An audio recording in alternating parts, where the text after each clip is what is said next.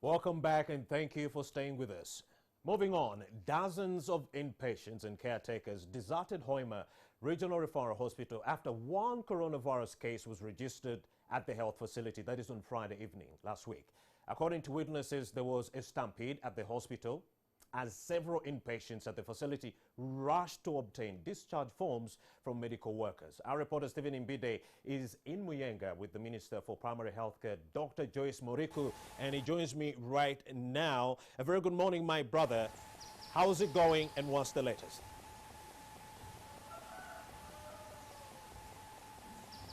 A very good morning, my brother. Take it away.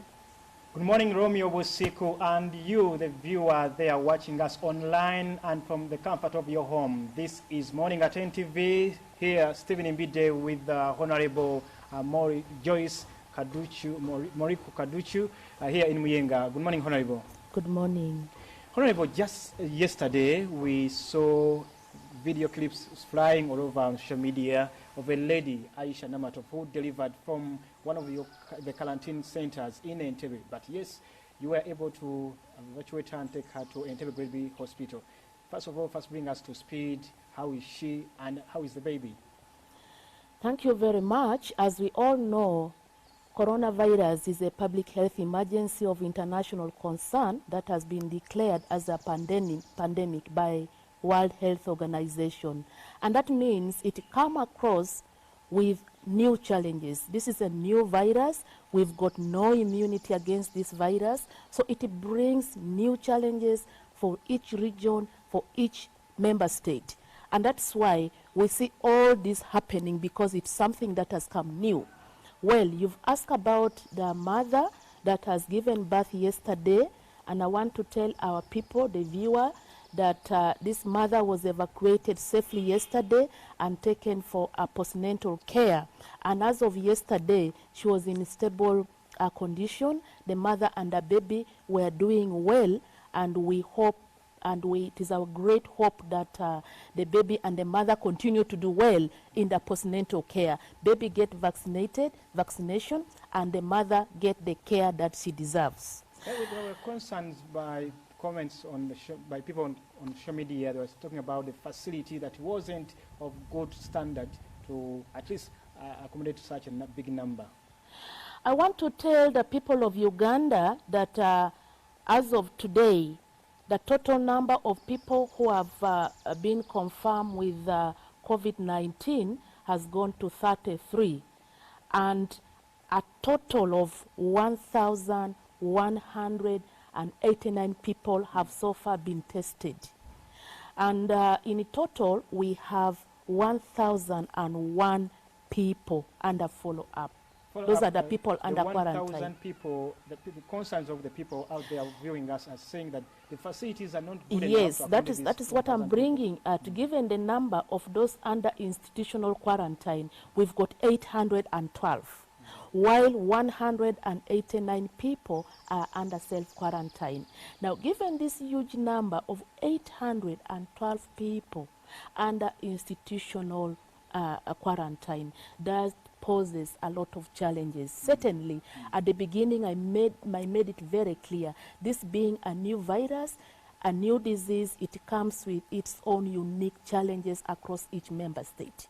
Now, true, some of the facilities may not be as somebody might expect it at a very high level, but we have not sat down. We are going ahead to ensure that we add more new facilities. We really decongest and try to space as much as possible. And I want to appeal to the people who are undergoing those institutional quarantine. We very much appreciate your patience. We very much appreciate what you go through, because it is a moment that you really need to be, it's a moment that you feel stigmatized. The moods are probably not like other people, but we thank you for the so far demonstrating that you are able to be there for the good of the people of Uganda, for your own safety. And we are going ahead to add more places for self-isolation, for institutional isolation. Also centered in Kampala? Or?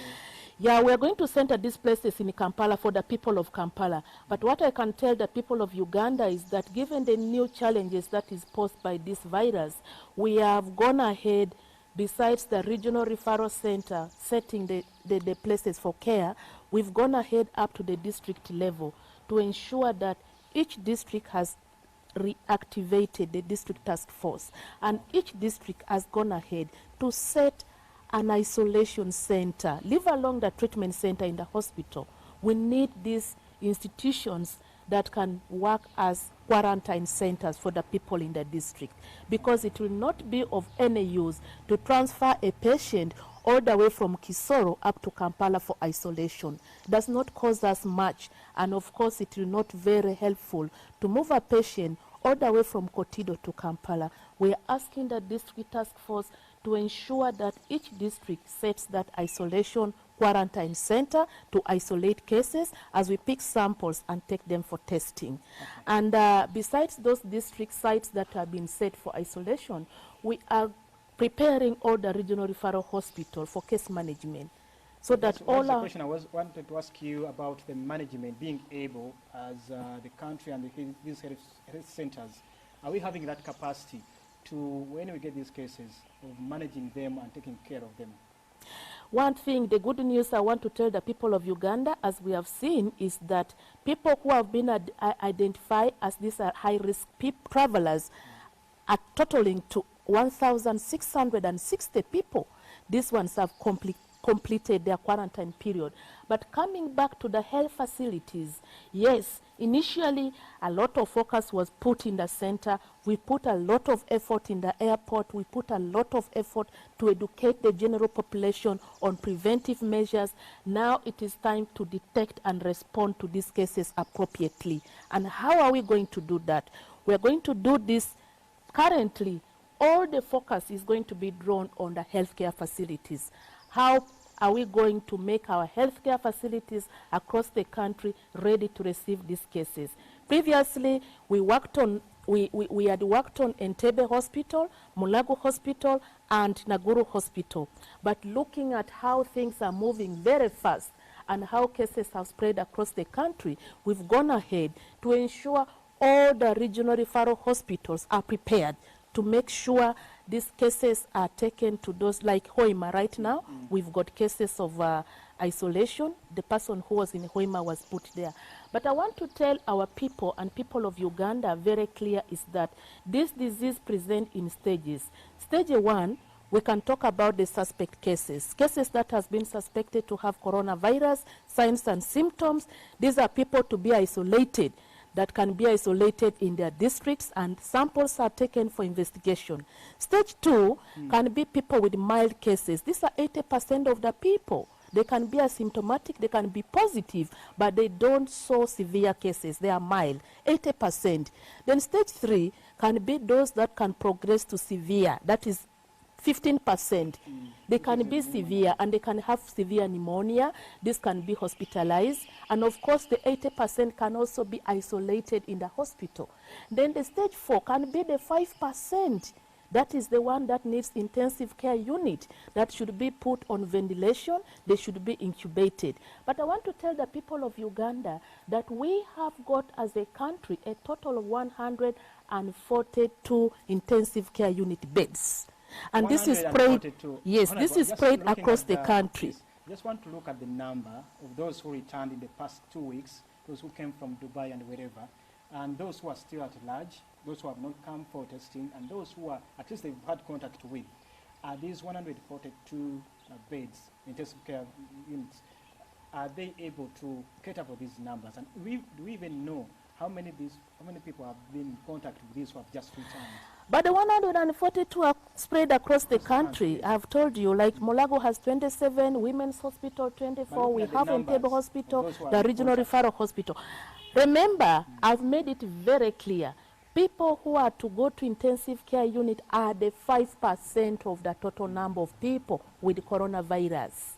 So that means if you got 100 people with this disease, 80%, 8 of them may be with mild symptoms, and they may recover without going into severe. But the 5%, how many will that one be? It will be a minimum number. A minimum number, yes, which can be accommodated with this intensive care unit. What community should understand is that not everybody is going to go in intensive care unit. Okay, sure. And that is why we are preparing our intensive care unit, really ready to get these people. But are we able to know the number of people who have been in contact with these who are already coming from abroad? And even then, are we also able to know that when these people develop these symptoms, where do they go? Whom do they see?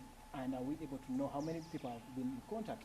The minister has made a call, and the call is that all those people who travel from Dubai and other high-risk countries within the past 2 weeks, I think past 3 weeks Some now, have not yet reported. yes, they should report to the nearest health facility, or they should make a call. Actually, we did not need to move, and that is why at the beginning it wasn't so streamlined, but as of now, we are getting really streamlined because district has got task force, district has got surveillance team, and we went ahead to put surveillance epidemiologists at the regional referral sites so that these cases are reported to those people, and you go and pick samples. These people are put in isolated centers within the districts so that samples are taken and examined. As I said, as of yesterday, a total of 1,189 tests were done. Yes. Now, in line with that, we know that this emergency call upon all our ambulances, all our transport system. And for us as a country, many times I'm happy that people are getting really trust in our health system. As a country, we've got a total of 444 ambulances. This is in total. So you saw a call from the Minister of Health going to Parliament of Uganda to at least ask these members of Parliament who have these ambulances to come to rescue and at least supplement on those that you are having. Yes, the 444 total number of ambulances in the country is collective. Out of that, we've got 176 ambulances owned by government of Uganda, while private has got 96 ambulances. Then when you put the NGOs, the members of parliament, and the PNFP, a total of 172 ambulances. So altogether, 444. So what we want is 2 ambulances per district so that one can be designated for maybe the cases of coronavirus, in case they are suspect, to be picked and taken to appropriate place. Then the other ambulance can still go on to the routine service of healthcare system within the district. So in total, we need 310 ambulances for the whole country, Okay, if each district is to have 2. Yesterday, someone was talking to me and told me that at least you, the health experts, should advise government to call for a total lockdown of this country, to have at least people moving, those in Masaka, those in Moyo, those in Jinja, could stay in that very district, and they shouldn't move. Maybe someone who is in Jinja shouldn't move to Kampala, so that maybe you are able to manage this pandemic that is ravaging the whole world. From public health point of view, that is the ideal that could really try to bring these cases. And from the lesson learned from the previous countries, we've seen that a total lockdown from district to district or region to region has been very helpful in such a way that each district is locked up, and cases within that district, given the surveillance team, given the district task force, they work really vigorously with a lot of vigorous to identify those cases, put them together, test them, and that is how it can be contained per district. This will avoid people moving from one district to another, from one corner to another, carrying infection everywhere. So gradually, we have to move to that stage. But I'm happy that the President of the Republic of Uganda has been given a very excellent guidance to the people of Uganda. The visionary leadership still stands, and I believe as we move, all measures he will announce and address the people of Uganda as to what stage we are going. And we are very optimistic as Ugandans, given the measure of discipline now people are coming to understand, given the mind state people are putting in place, we shall really contain this problem as long as the tools that we have. One of the tools is our level of discipline. The tool that we have is our mindset. We have the other tools like the practicing hand washing. We need to keep social distance as we sit with you. We need to avoid going to crowd places. And ultimately, we need to stay at home. This is going to help to contain this problem. Honorable, also, I just also want to understand from you, those who are at the core of managing our health facilities and our health in the country, what particular specific lessons have you picked from this pandemic? Because elsewhere, like countries like China and elsewhere, they are trying to pick lessons and move forward. You, looking at the issues of budgeting, implementation of your programs, what specific programs have you picked from this short period of time that we've been through this, or as we go ahead with this problem? As I said, this is a new virus, no immunity, new challenges. For that purpose, we learn lessons from those who have gone through. And one of the key lessons we've learned from these countries, especially in terms of managing the cases. People who have been managed in isolation center, in intensive care unit, in the hospital. Previously, the staffs were going and mixing up with the families and the general population. That caused a lot of problem in terms of picking probably the disease and spreading.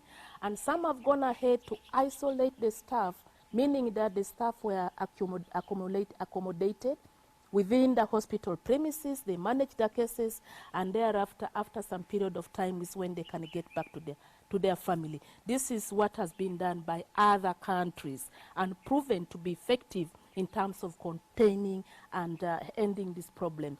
And of course, another measure is the testing of the people, suspect cases. And as a country, I think we are still on the right track. One beauty, and we should be proud, is that we are using gold standard confirmatory test for testing these people. Of course, many people are crying out of these testing strips, the testing strip. The testing strips have not been... Mulago also yes, having some issues. They have not been validated by World Health Organization, and we don't know the specificity, whether it is specific, whether it is sensitive. It's not yet really known until it is validated by World Health Organization. And then he said, yes, you can test. Otherwise, for now, we are very proud and happy. The test we are using is a gold standard PCR, which is recommended worldwide. And the results that come there is ultimately the accurate result. Honorable, also we have a problem in society, stigmatization and discrimination. Someone just has normal flu or cough, he's sitting in a taxi, he's sitting in a club or somewhere, and then all of a sudden he or she coughs. And then people are just running around and saying that this could be one of the guys who are having COVID-19.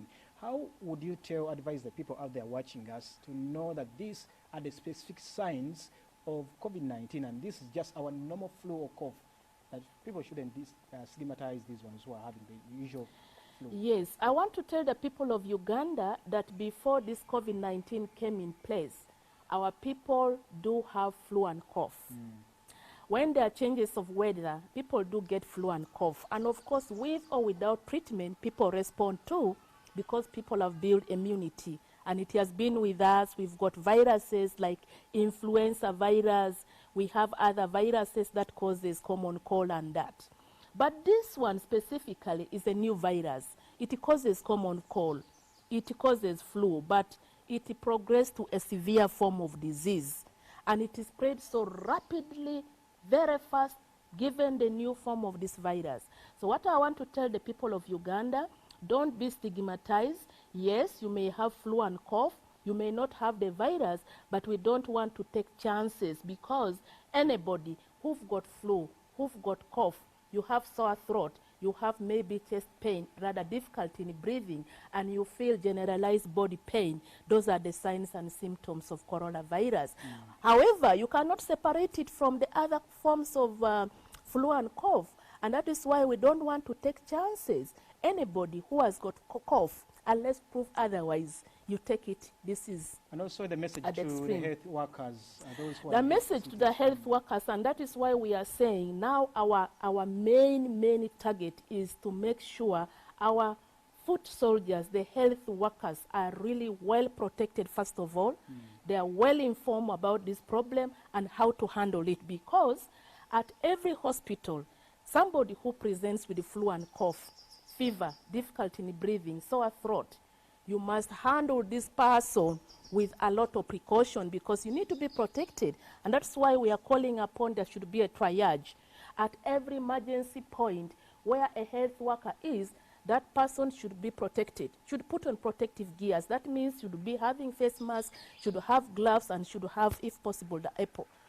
People should not look at it in a bad way. We are protecting the health worker. Somewhere running away from health facilities. No, they should not run away. We've been educating our people, and we continue to educate our people. The healthcare facilities continue to operate. People still have different kind of sickness. We still have emergencies taking place. But the only thing is that some of the chronic cases really that needs time, those are the ones that could hold on. And some of the special clinics have been spaced so that we don't get a lot of congestion at the OPD. And of course, even the attendance numbers have been reduced. And the spacing in the hospital, instead of having very close beds to one another, this has been spaced. These are the changes that took place in our hospital. If you have not done yours in any hospital in the district, please try to put the spacing in the hospital, reduce the number of attendants, and the clinics should not be overcrowded. Importantly, the healthcare workers, really, I always speak with passion. They need to be protected. They should not rush to examine a patient because it is an emergency, just because I don't have a face mask, I don't have a glove. Please, put on protective gear as you run to handle that emergency. It may turn out to be the ordinary pneumonia, but it may turn out to be a COVID-19. As we wind up, just also get an update on the 8-month baby who was picked from Iganga and has, you can confirm he or she is having COVID-19. What's the status? What's the update now? How is that baby coping? Yes, I want to tell the people of Uganda that yes, the baby who was picked from Iganga Hospital was brought to Mulago Hospital, and the baby, together with the mother, we are happy the mother is negative. The baby is the one that has got a COVID-19 case positive, and this baby is in Mulago. The father is also taken there. The result is still awaiting. Hopefully by the end of today we get to know the father, because the father cannot be left to go. You know that is a suspect cases. He has to be isolated. But there has been a lot of rumors, and what is spoiling our society as of now is rumors, propaganda, fears, all those. Everybody thinks to be having as authority to give information and declare information. Please don't rely on rumors. So I want to say that, yes, there are rumors circulating about that baby. But the baby, if really that rumors is true, by now the baby will have not been alive. The baby is still in a good condition under the care of our healthcare workers. And finally, this is a new challenge. And this is a new disease. As public are also very alert, and they are very conscious, and they run away from cases. Our healthcare workers have also to adjust to treat these cases. And I want to appeal to the public. Now they have put their guns on the healthcare workers. They are now throwing all kind of abuse on the healthcare workers. Please, these are our daughters and sons. They are also trying to they are being trained, they have been trained, they are trying their level best to look after these cases. Thank you so much. And appeal people to be patient with it. And they are doing their best. Let's give them credit where it belongs, please, our people of Uganda. Indeed, they've done so. Thank you so much, Honorable Joyce Moriku Kaduchu. She is also the woman member of parliament for Moyo district, and she's also the minister in charge of primary health care, and she's also a medical doctor. Thank you so much for also allowing us into your beautiful home. I know at this particular point, many people are not allowing others into their homes. When I entered here, she also gave me sanitizer just to make sure that my hands are safe and clean. So you too can pick a lesson from that. And this is Morning at NTV. We shall be giving you more updates in our subsequent news at 1 at NTV Kaungezi, and of course NTV Tonight. Just keep it here on NTV, and specifically Morning at NTV. Back to you in the studios, Stephen Imbido and Fefe Suchibuga signing out for now.